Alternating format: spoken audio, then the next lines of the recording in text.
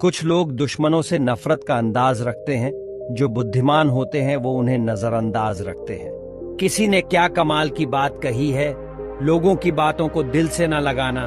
लोग तो अमरूद खरीदने से पहले पूछते हैं कि मीठा है कि नहीं, बाद में खुद ही नमक लगाकर खाते हैं। इसी के साथ वीडियो करते हैं शुरू। गौतम बुद्ध एक विचारशील और महान गुरु थे। उनके उपदेशों और उनके अनुयायियों की शिक्षाओं ने लोगों को एक नई दृष्टि दी और उन्हें जीवन के वास्तविकताओं का सामना करने की कला सिखाई। उनकी गहरी ज्ञानधारा और मनोवैज्ञानिक दृष्टि ने लोगों को यह सिखाया कि वे इंसानों के माध्यम से नवीनतम और तथ्यात्मक ज्ञान को प्राप्त कर सकते हैं। एक ऐसी कहानी जो बुद्ध के अद्वितीय शिक्षाओं का प्रतिष्ठान करती है और लोगों को इग्नोर करने की कला को सिखाती है। चलो कहानी करते हैं शुरू।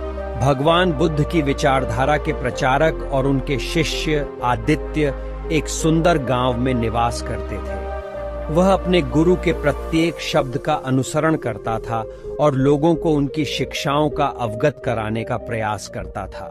गांव के लोगों में भी उसके प्रति गहरी श्रद्धा थी और वे उसे आदर से देखते थे। आदित्य को इस बात का गर्व था कि वह अपने गुरु के प्रतिष्ठान में भागीदार था।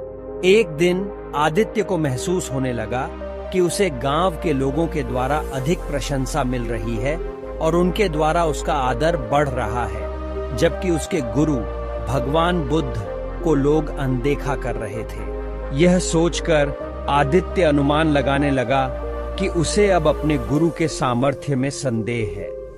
उसे लगने लगा कि यदि लोग उसे अधिक प्रशंसा कर रहे हैं तो शायद वह अपने गुरु की ओर से ध्यान खो रहा है। इस तरह के विचारों ने आदित्य के मन को चकरा दिया और उसने यह तय कर लिया कि वह अगले दिन से गांव के लोगों की आदर और प्रशंसा को नजरअंदाज करेगा। उसने इस फैसले को गंभीरता से लिया और उसे अपने गुरु के पास जाने का निर्णय लिया। आदित्य भगवान बुद्ध के आश्रम में पहुंचा और उनसे इस बारे में अपनी समस्या साझा की। भगवान बुद्ध ने उसकी आंखों में एक सादगी और विश्वास देखा और उसने आदित्य को आगे बढ़ने को कहा। आदित्य ने गांव में अपने नए निर्णय की घोषणा की और लोगों को यह समझाया कि अब उन्हें उसका संपर्क नहीं होगा और उन्हें उसकी कोई मदद नहीं मिलेगी। लोग चिंतित हो गए और वे अपने गांव के प्रिय गुरु की ओर देखने आए। आदित्य ने अपने गुरु की ओर इग्नोर करते हुए कहा, भगवान, आपने इतनी मेहनत की है और आपकी ज्ञानधारा ने इतना प्रभाव दिया है, फिर भी लोग आपको अनदेखा कर रहे हैं। मेरे प्रयासों को प्रायोगिकता मिल रही है, लेकिन आपको नहीं।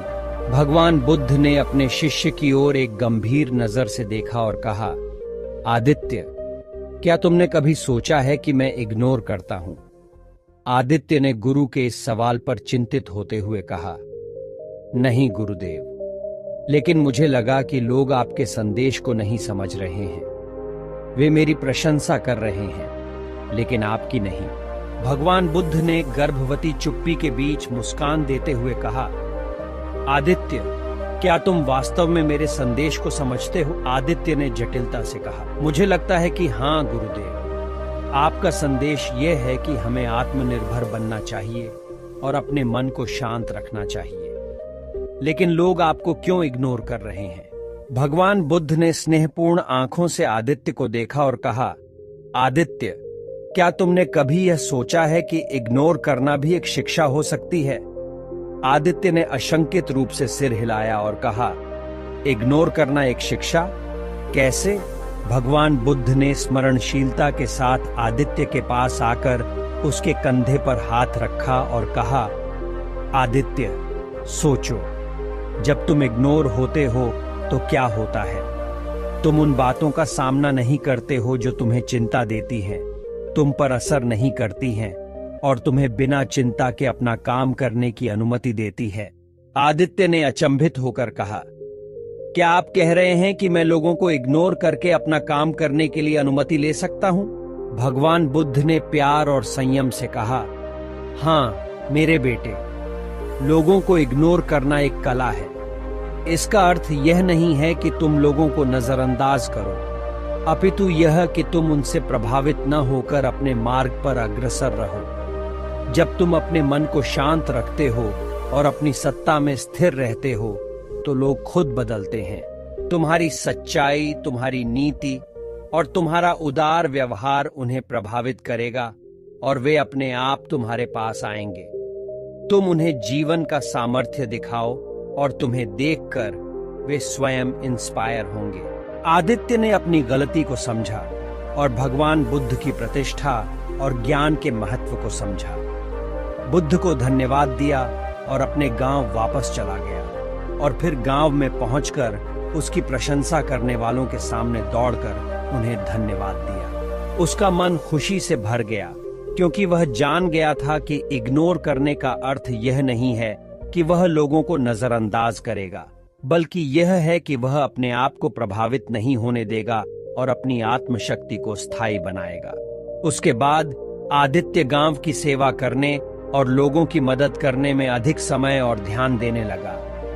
उसकी अद्यतन ज्ञान धारा, मन शक्ति और आदर्शों की वजह से लोग उसे सम्मान देने लगे और वे उसके संगठन में शामिल होने लगे। वह गांव के लोगों को सहायता प्रदान करने के लिए सक्रिय हुआ और उनके जीवन में सकारात्मक परिवर्तन लाने में सफल रहा। इस कहानी से हमें यह सीख मिलती है कि हमें लोगों को इग्नोर करने की बजाय उनके साथ संवाद में रहना चाहिए और अपने आप को न सुरम्य करके अपने आदर्शों के साथ चलना चाहिए। इग्नोर करने की कला से हम अपने मन को शांत और स्थिर रख सकते हैं, जिससे हमें अपने लक्ष्य तक पहुंचने में सहायता मिलती है। इस प्रकार हम अपनी सत्ता को बचाए रखकर और अपने परिवार, समुदाय और समाज की सेवा करके असली प्रभाव डाल सकते हैं। हमें आशा है कि आपको कहानी अच्छी लगी होगी और बहुत ही अच्छे तरीके से समझ में आई होगी। अगर आपको हमारी वीडियो पसंद आई हो तो वीडियो को एक लाइक और चैनल को सब्सक्राइब करें और दोस्तों के साथ वीडियो को शेयर कर दें और कमेंट करना न भूलें। आपका एक कमेंट हमें मोटिवेट करता है और आपके लिए अच्छी वीडियो लाने के लिए प्रेरित करता है। Thanks for watching my all YouTube family. Thank you.